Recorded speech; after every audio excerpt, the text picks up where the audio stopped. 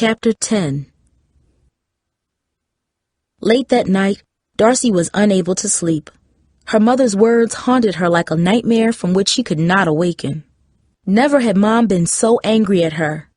Each time she shut her eyes, Darcy could see Mom's angry face staring back at her. "How could you do such a thing?" Mom's words echoed over and over in Darcy's mind. Worse than Mom's anger was the fact that Darcy knew what Mom said was true. She was wrong to leave Grandma, and she was wrong to lie to her father. Darcy felt she had done everything wrong since Hakeem left. "What were you thinking?" Darcy could almost hear Mom yelling in the silence of her bedroom. She wanted to reply to her mother, to have a good excuse to tell her, but she was not sure why things had gone so wrong so quickly. "I'm sorry," Darcy said aloud in the darkness, but the words did not make her feel better. Unable to relax, Darcy crept quietly out of her bedroom and went towards Grandma's room. As a child, whenever she was upset, Darcy would talk to her grandmother. Years ago, when Darcy's father first abandoned them, Grandma held the family together. Countless times, Darcy found comfort in her grandma's arms, but now, as Darcy sat in the old wooden chair next to Grandma's bed, it seemed those arms would be unable to help. "I'm sorry, Grandma," Darcy whispered. "I'm sorry I wasn't here when you needed me." All Darcy heard in reply was the sound of her grandmother's labored breathing, but it did not matter. Being next to Grandma made her feel better. Sitting in the darkness, Darcy could not stop the flood of words pushing to escape her. "I really messed up, Grandma," Darcy said, and then she told her grandmother what had happened over the past weeks. She mentioned the loss of Hakeem and how Brian had distracted her from her sadness. Darcy also confessed how she liked Brian and that he helped her forget about Grandma's sickness and Hakeem's absence.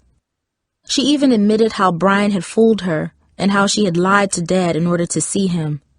And when she finished, Darcy told Grandma about the shame she felt and how angry she was for having made such mistakes. "I let them all down. Every person I love I let down, and I don't know how I'm going to make it right," Darcy continued. "I'm so sorry, Grandma." Darcy sobbed and lowered her head down into her grandmother's lap. As she wept, Darcy felt Grandma's shoulders start to move. Slowly, the old woman raised her arm and rested her hand gently against the side of Darcy's face. "It's okay, Angel Cake," Grandma whispered, softly stroking Darcy's hair. Hot tears streamed from Darcy's eyes. She had not expected her grandmother to be awake. And now, just as she had done so many times before, Grandma comforted her. After a few minutes, Grandma's hand returned to her side and she drifted off to sleep again, her breathing heavy and labored. Careful not to make a sound, Darcy wiped her eyes and pulled a blanket over Grandma's shoulder. As she sat back in the chair, Darcy noticed her mother standing in the doorway. In the dim glow of the hallway nightlight, Darcy could see a glint of moisture in her eyes. "Mom?" Darcy whispered, getting up. Without a word, Darcy's mother reached her arms out and embraced her daughter. "I'm sorry, Mom," Darcy said, feeling her mother's arms around her. "I know, baby, I know. I'm sorry, too." As her mother spoke, she brushed the tears from Darcy's eyes in the same way Grandma once did. "You need to get some sleep," she added. Weary from crying and from the events of the past month, Darcy nodded, drifted to her bedroom, and sank into her bed. Within minutes, she was overtaken by a deep, heavy sleep. "Carl, girls, come quickly," Mom's voice cried. Darcy opened her eyes and suspected immediately that something was wrong with Grandma. She leaped out of bed and rushed down the hallway to Grandma's bedroom.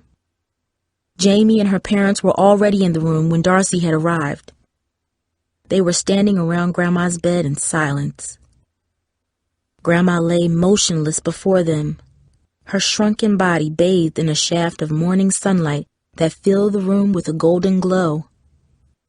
A smile was on Grandma's face, and her eyes were closed. "She's gone," Dad said, his eyes moist. "She came here to be with us one last time. Now she's in a better place." Darcy's mother sobbed, and Darcy and Jamie rushed to hug her. "She told me last night that she was going home," Mom said, putting her arms around her daughters. "I guess she knew." Darcy began to cry uncontrollably, and tears poured freely from her eyes, an endless stream of love and sorrow for her lost grandmother. Then Jamie hugged her, and Dad and Mom joined them both. Together, the family held each other in a long embrace, one in which tears and touch spoke what words could not. Behind them, the sun continued to brighten. For several long moments, the room was silent except for the occasional sound of muffled sobs. Mom wiped her eyes, knelt over to kiss her mother on the cheek, then turned to look at her family. "This was how she always wanted it," Mom said in a soft voice. "With her family, with all of us together." Darcy nodded. Dad looked toward the window, tears still in his eyes. "Do you see that?" he asked excitedly. "Do y'all see that?" A small yellow bird had perched on Grandma's windowsill. It began to chirp, and its song merged with that of the other birds in the backyard. Darcy had never heard the birds singing more beautifully. "They're singing for Grandma," Jamie said. "They're singing for her." The funeral was held at Holy Faith Church, which sat at the corner of a busy neighborhood street. On the front steps of the church, Darcy and her family greeted mourners who had come to pay their respects to her grandmother. Darcy was surprised at the large turnout that came to honor Grandma. In the crowd were many people Darcy had not seen since childhood, and some whom she had never met. Tara and Cooper arrived just before the service was about to start. Tara was wearing a long black dress, and Cooper a fine-looking black suit. Darcy was honored to see them so dressed up, and grateful they came to support her and her family. "I'm so glad you guys made it," she said, wrapping her arms around Tara and then around Cooper. "Girl, of course we would," Tara said warmly. "We would have been here earlier if somebody knew how to tie a tie." "Hey," Cooper whispered. "Don't blame it on me, Miss. I need to borrow my mama's dress." Darcy smiled for the first time in days. "It doesn't matter what you wear," she said. "I'm just glad you're here." As she spoke, the church bells rang, signaling the start of the service. Tara and Cooper were ushered into the church, and Darcy's parents and sister walked together into the building. As Darcy turned to follow them in, she heard hurried footsteps on the sidewalk behind her. She looked back and saw Brasana Meeks rushing up the walkway. "I'm sorry about your grandmother," Brasana said, out of breath. Even though they had not always gotten along, Darcy was grateful Brasana came to support her. It seemed as if years had passed since the school year ended and they had last spoken. Darcy remembered how she had yelled when Brasana tried to warn her about Brian Mason. Now, Darcy knew Brasana had been right. She knew she owed her old friend an apology, but that would come at another time. "Thanks for being here for me, Brasana," Darcy said. The sight of Grandma's shiny silver coffin sitting in front of the church stunned her.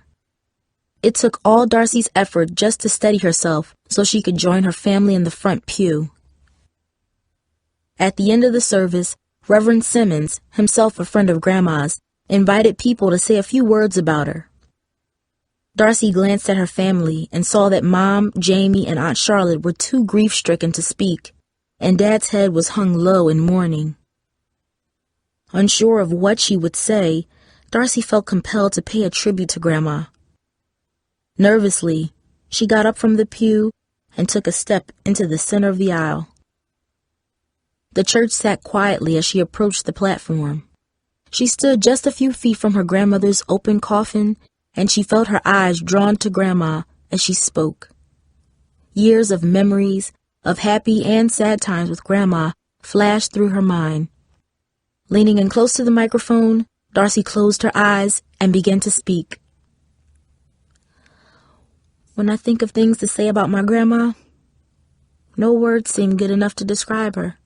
Darcy began. Years ago, when my parents split up, Grandma was the only one who held us together. When my mother struggled to support us by herself, Grandma was the one that made sure we ate dinner and got our homework done. Whenever I needed someone to talk to, Grandma was always there for me. She taught me to believe in myself, and whenever I made a mistake, she was there to catch me. Darcy inhaled and fought back tears. I made some mistakes lately, mistakes that have hurt my family and my friends. As she spoke, Darcy glanced at her family, Cooper, Tara, and Brasana. Then she turned to the crowd in the church who seemed to be hanging on her every word.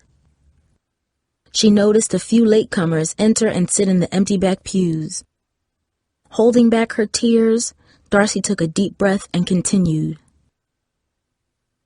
But Grandma taught me that love is greater than any mistakes we make.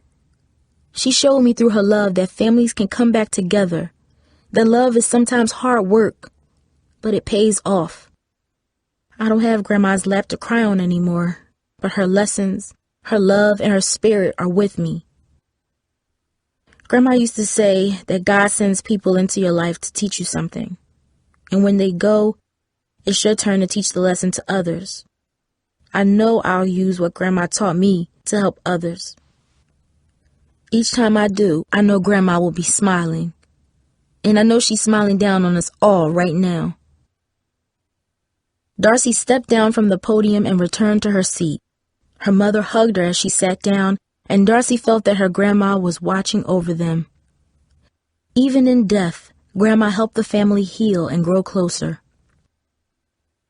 When Reverend Simmons concluded the service, Darcy and her family led the funeral procession out of the church. As she stepped outside, Darcy looked into the bright blue sky and heard birds singing. For a moment, a wave of sorrow washed over her, and she wished Grandma was there to hear their song. But another part of her felt Grandma was there. It was her song. Then Darcy noticed a familiar-looking young man making his way through the crowd. Her knees felt weak as he approached, and without a word, she threw her arms around him. "Hakeem, I can't believe you're here!" Darcy exclaimed. "How?" "Tara called me and told me what happened, and I wanted to be here for you, Darcy," Hakeem explained. "My uncle paid for my plane ticket. I'll have to work it off this summer, but it's okay because I have nothing else to do in Detroit," he joked, pausing briefly. "Darcy, there was no way I wouldn't be here for you. I'm just sorry I was late." "No, Hakeem," Darcy replied, wiping her eyes. "You were right on time." Hakeem smiled, and Darcy led him slowly away from the church. "You look different," he said as they walked. "I am different," Darcy replied. Those words were among the truest Darcy had ever spoken. So much had happened since Hakeem left. So many things had changed. In the past month, Darcy had been completely transformed. She had grown and learned lessons that would forever shape her life.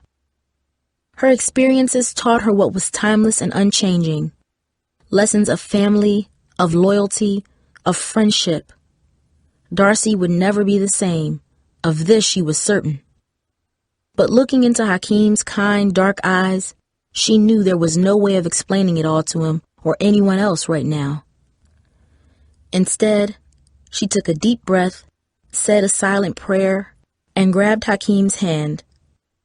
Amidst a symphony of bird song and church bells, they walked together in silence, their warm fingers gently entwined.